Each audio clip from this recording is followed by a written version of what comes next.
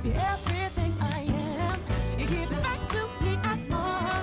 We're gonna make our dreams come true and live a good life, good life, good life. Today on Tamron Hall, our book club is lit, and lit takes a whole new meaning with Golden Bachelor Gerry Turner stepping into the fire with fans and clearing the air about life after reality TV. Was it worth it?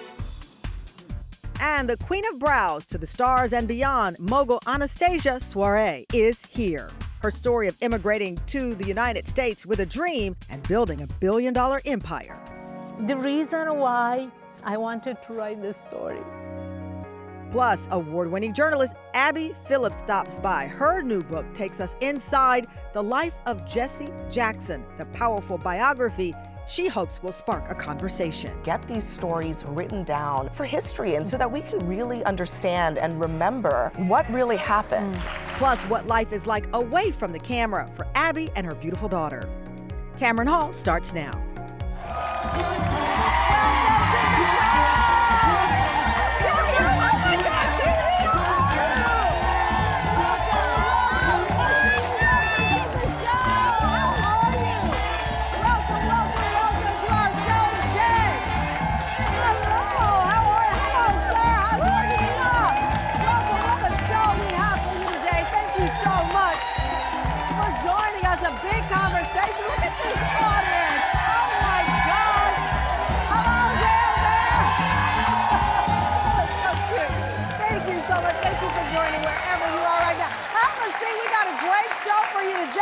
But listen, before we get to the show today, I just want to thank, oh my gosh, NAMIC. It's an award-winning organization dedicated to advancing diversity and leadership in media and entertainment technologies. I was recently honored with their highest honor, the Mickey Leland Humanitarian Achievement Award, presented by the new president, Sandy Nunez. Oh, thank you so much. What a high honor it was to be there. And so, you know, that's one of the pages of my life, you might say. And today we're turning the page with an all-new edition of our, by the way, it's the 12th one. It's our Let's Get Lit book club. Some of the hottest books that are out right now and the authors who created page turners. I got to brace myself now. Here we go. I realize I'm dressed like a bride. Because our first guest was celebrated as the first ever Golden Bachelor. America loved tuning in to watch Gerry Turner's journey of finding love again after his wife of 43 years passed away. On the eve of the Golden Bachelor finale, fans quickly turned, it seems, some on Gerry when the Hollywood Reporter made headlines revealing that he'd been in a nearly 3-year relationship prior to the show, despite him saying he'd never dated after losing his wife.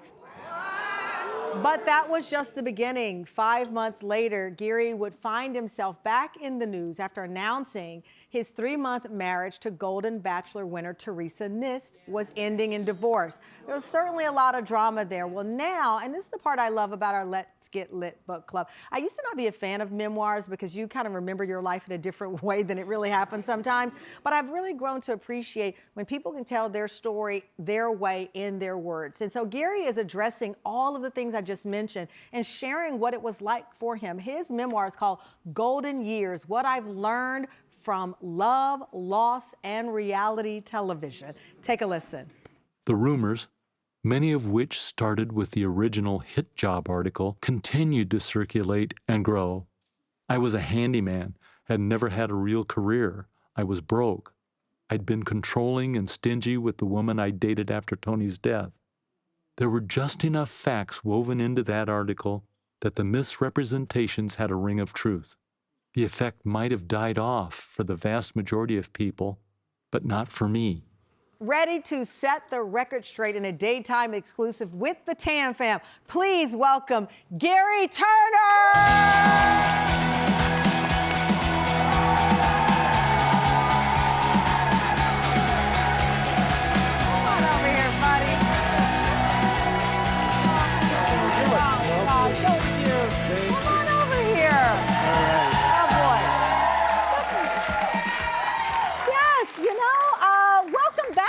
Thank you. Welcome back to the show.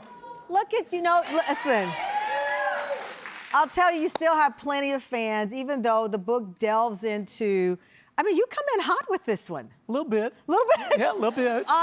Did you feel like you had to not settle the score, but really speak directly to people who'd become fans of yours on the show? Yeah. Because when people attack your name, that's a different kind of thing for folks. Yeah, and a half-truth cloaked in the nobility of honor and truth is a really dangerous thing. Yeah. So I really wanted to tell the whole story.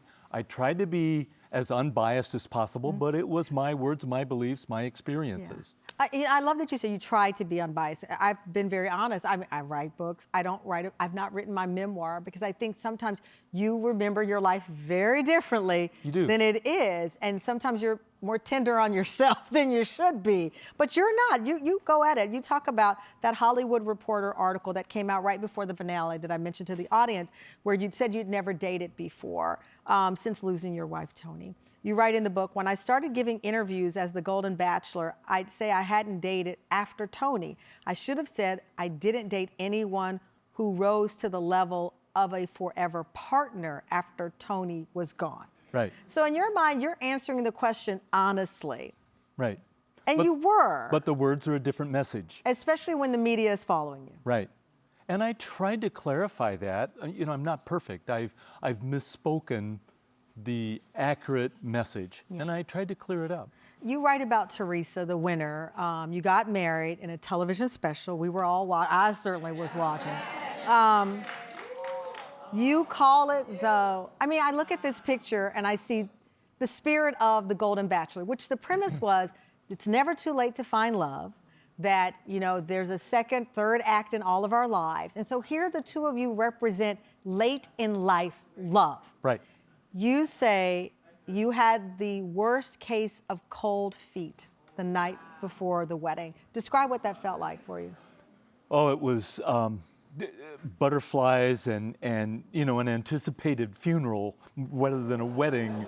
And, there was a lot of mixed feelings. And I'd just come off of, really a high velocity, artificial environment. And I'm right at the end, and I'm wondering if I'm doing the right thing. What was it like unpacking it in the memoir, though? Because you talk about people saying you were a phony, that this wasn't real. Theresa, even in a statement after you all divorced, how long were you married? Was it 3 months? 3 months. Yeah, something like that. 3 months, something like that. Theresa issued a statement after the divorce saying, I truly thought it was going to last forever. It turns out, even at the age of 70, you don't know everything. Mm-hmm. How much did you think about her when you were reliving this? Oh, a lot. Early in the book and for most of the book, I'm very complimentary of Theresa and all the women and the relationship that I was building with her and so forth.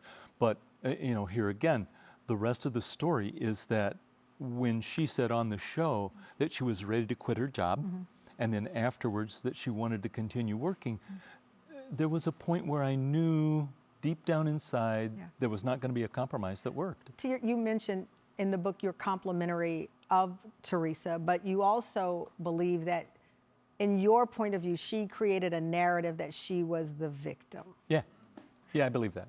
I don't think that's a compliment. But that's your point of view. Right. Which is fair. Right. Was it's it my hard? truth. It's what I believe. Right. And I'm not critical. I'm not criticizing you for saying that. I'm just saying that it takes a lot to say this is my truth and I'm standing on it. Especially when people see this 70-plus-year-old woman who thought she'd found love. Your eyes squinted when I said that. And I know what you're going to. Sure. There's a public statement and a private statement. Can I say what it is? Because you talk about it in the book. Sure. Some of the contestants publicly claimed that they felt cheated because it was revealed that Theresa had read a book or read tips on how to win the contest. Right. Yeah. The goals of the people on the show were not entirely in line with the principles of what the show should be. Winning is one thing, finding your person is a different thing. Yeah. So I think Theresa's intent was to win. We reached out for a statement. Theresa said she denies those claims. Did you write this book angry? No, I was past that. What were you? Because some of it reads like, I'm gonna tell you what right now. You should have read the earlier rights then, because I sensed that, Gerry. Okay, I'm happy you admit to it, because I read this, I was like, ooh, somebody was steaming. well, and I would send it to my daughters, and they go, "Oh, Dad, that's too harsh. You got to tone that down." Oh yeah. When we come back, we're gonna meet Gerry's fiance. He has moved on in his life, and Lana will join us after the break.